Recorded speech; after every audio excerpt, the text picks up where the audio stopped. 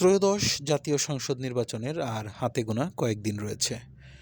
আমরা নির্বাচনীর মাঠের অবস্থা দেখার জন্য টাঙ্গাইলের একটি গুরুত্বপূর্ণ আসন টাঙ্গাইল-৫, যেটিকে টাঙ্গাইল সদর আসনও বলা হয়, সেই আসনের বিভিন্ন জায়গায় একটু ঘুরে দেখার চেষ্টা করেছি। ঘুরে দেখে যে অবস্থাটা বোঝা গেল, তাতে বোঝা যাচ্ছে প্রার্থীরা শেষ মুহূর্তে তাদের প্রচারণায় অত্যন্ত মনোযোগ সহকারে তাদের এই প্রচারণার কাজে নিয়োজিত হয়েছেন।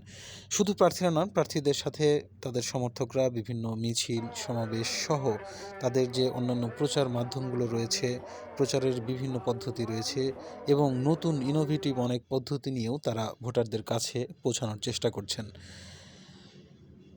তারা চেষ্টা করছেন ভোটারদের মনোযোগ আকর্ষণ করতে এবং শেষ পর্যন্ত ভোটারদের ভোটগুলো তাদের নিজেদের ঘরে নিতে।